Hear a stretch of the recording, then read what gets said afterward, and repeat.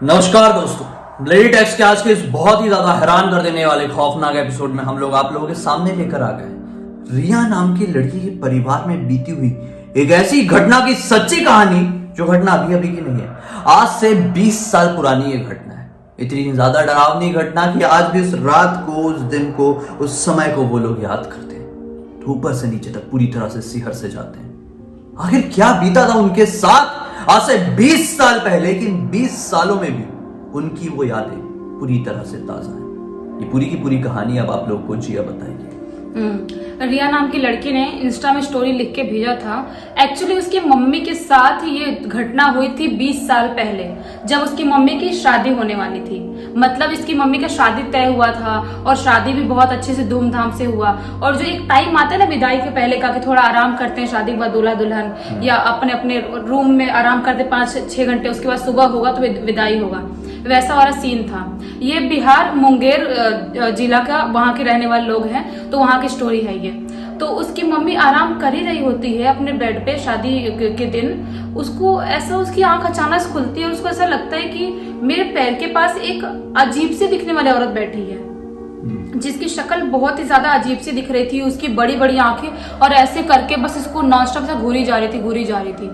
जैसे कि हमने पहले के एक वीडियो में बताए भी थे कि जब शादी होने वाली रहती है तो जो दूल्हा दुल्हन रहते हैं भाई, उनको बहुत संभल कर रहना होता है हर एक चीज।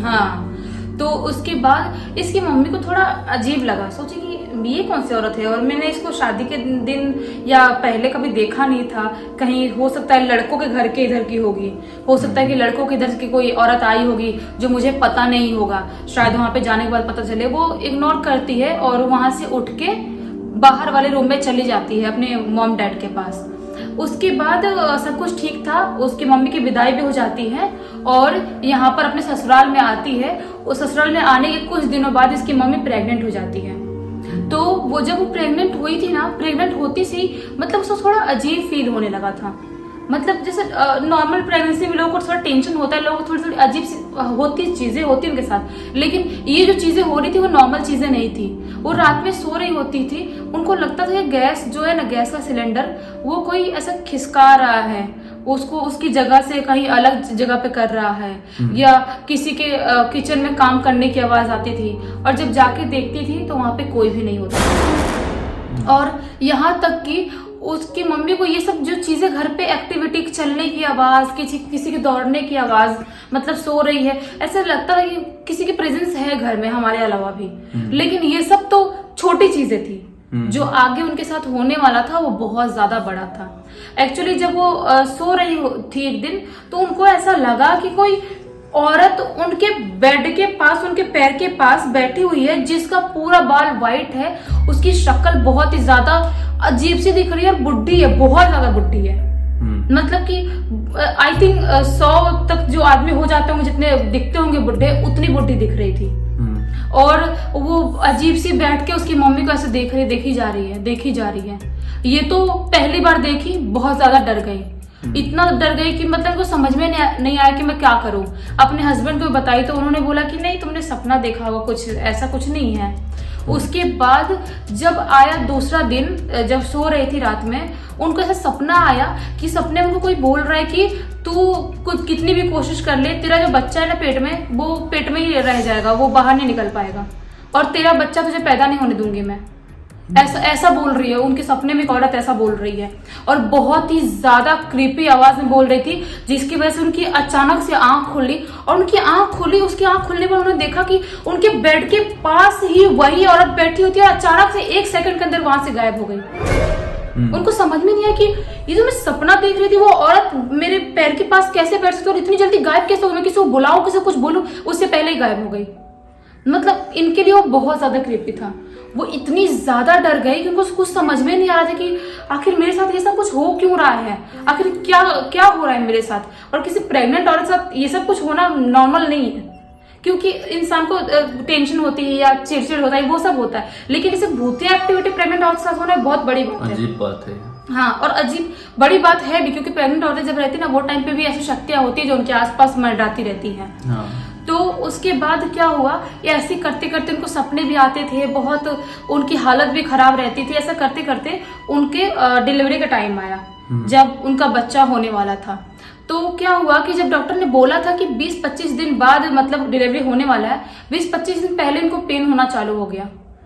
और जब डॉक्टर के पास लेके गए तो बोले कि नहीं अभी इनका टाइम है ही नहीं, वो पेन हो रहा है उसका वो नहीं, लेकिन इनका टाइम अभी है ही नहीं, 20-25 दिन बाद ही आप लेके आओ।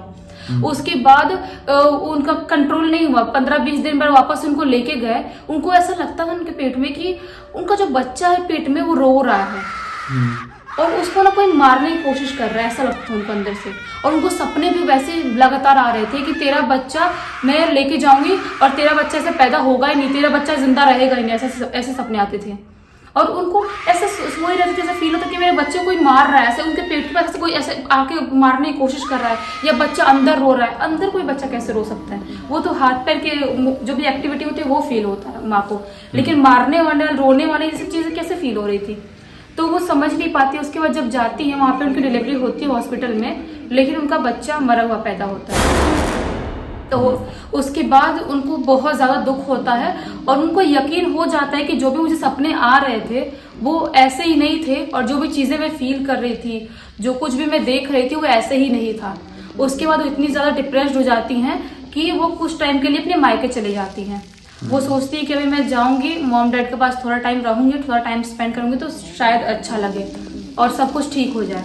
जब अपने मॉम डैड के पास जाती हैं, मॉम डैड को बताती हैं कि ये मेरे साथ हो रहा था, तो वो लोग समझाते हैं कि कुछ नहीं होगा, तुम ठीक हो।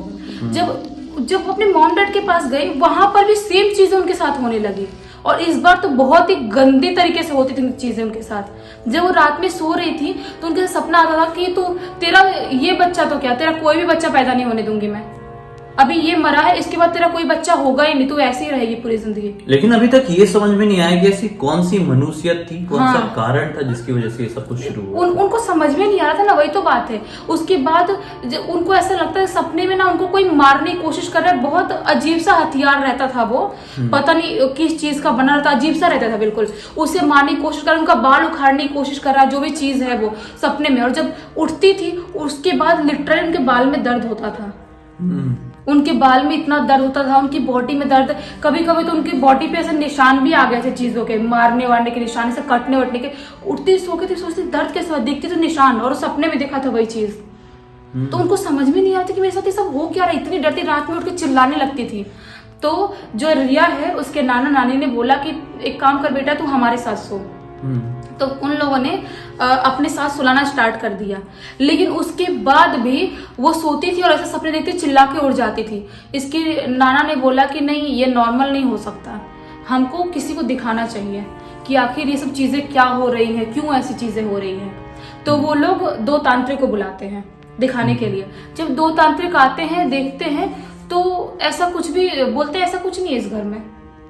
उसके बाद जब तांत्रिक जाने के 1 दिन बाद वापस से उसकी मम्मी अपने रूम में सो रही थी, ऐसी लेटी हुई थी, और देखी कि उनके रूम से बाहर, जस्ट बाहर सीढ़ी था ऊपर छत पे जाने का, देखी कि वहां से एक बच्चा और एक औरत बहुत जोर से भागते भागते सीढ़ी से चढ़ के गए ऊपर छत पे।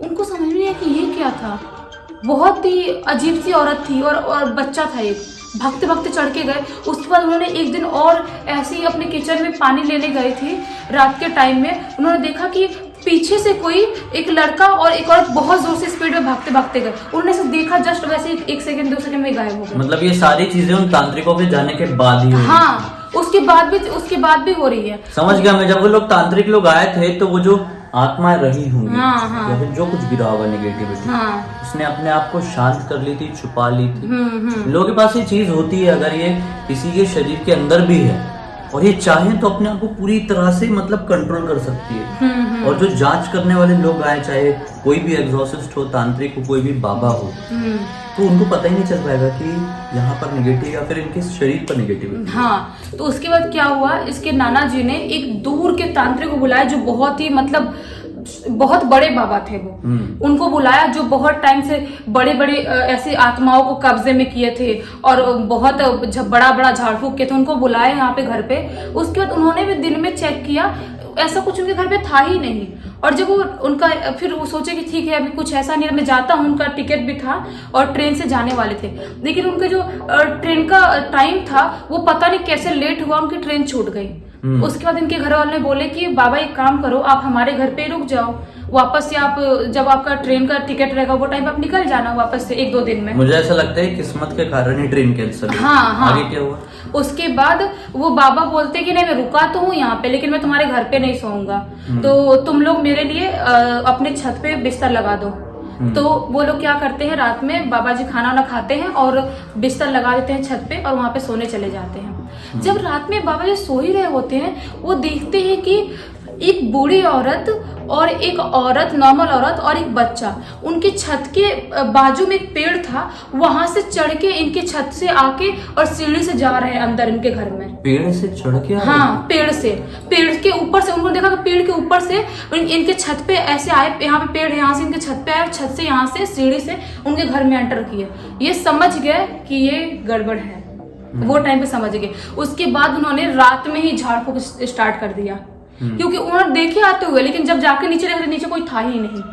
मतलब ये चोर वाला मामला नहीं। हाँ, तो उसके बाद उन्होंने झाड़ फूक वही टाइम पे रात में स्टार्ट कर दिया और झाड़ फूक करने के बाद उनको अपने वश में किया और उनको मतलब एक बोतल था उसमें उनको कैद कर लिया। उसके बाद क्या हुआ कि ये बोले उन्होंने बाबा ने कि क्या हुआ था, इन्होंने बताया नहीं थे कि आखिर इसकी मम्मी ने बताई थी कि शादी के दिन मेरे साथ क्या हुआ था, इसकी मम्मी ने नहीं बताई थी, लेकिन बाबा जी ने अपने मुंह से बताया कि जिस दिन इसकी शादी थी उस दिन ही किसी ने इसके ऊपर ब्लैक मैजिक कर दिया था। ये करते हैं गाँव में लोग बहुत होते हैं, जब शादी वादी होती है भाई तो उनके ऊपर ब्लैक मैजिक करने की लोग बहुत कोशिश करते हैं।